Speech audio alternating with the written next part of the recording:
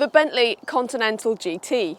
Okay, so it's the cheapest Bentley you can buy, but it is hardly a budget prospect. It's well into six-figure price territory, and that's before you've even had your family crest embroidered onto the seats. More than that, you can get cars that do a really similar job to the Conti and for a lot less. Still, four-wheel drive as standard, V8 and W12 engines and masses of power, it does mean the Bentley seems to offer something more than just a pedigree. It's a fantastically two-faced car, this.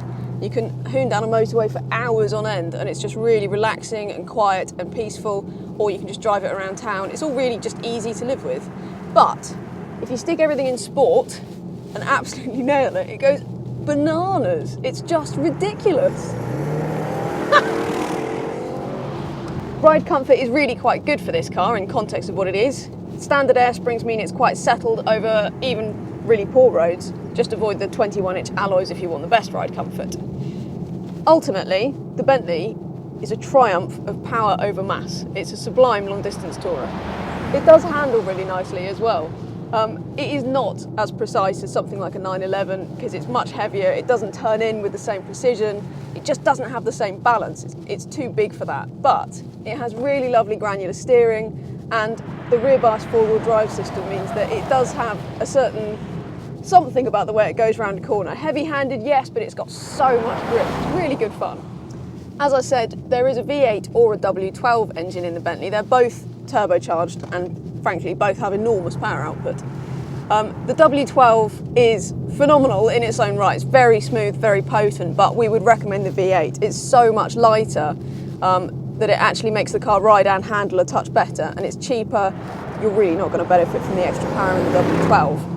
You can also buy more focused versions of the Conti GT, the Speed or the S, both of which have stiffer suspension and just slightly more performance oriented.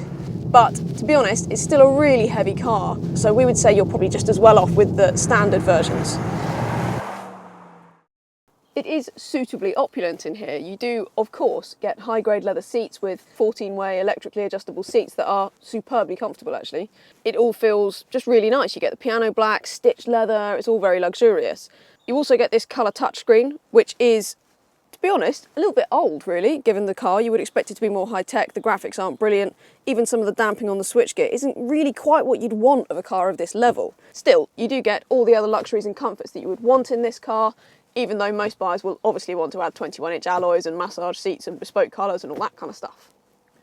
It's not too bad back here by the standards of 2+2 coupes, but you know, I'm not that tall. This is my driving position, and yet my knees are pressed right hard up against this seat. It's really uncomfortable.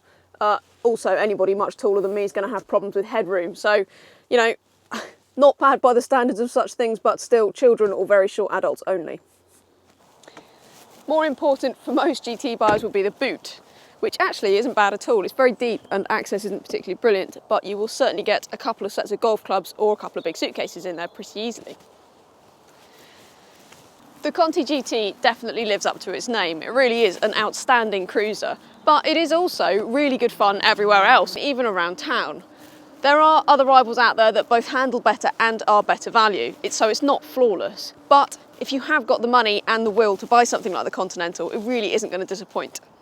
For more information, go to whatcar.com and search for Bentley Continental GT. And while you're here, have a look at the rest of the videos on our channel and click subscribe.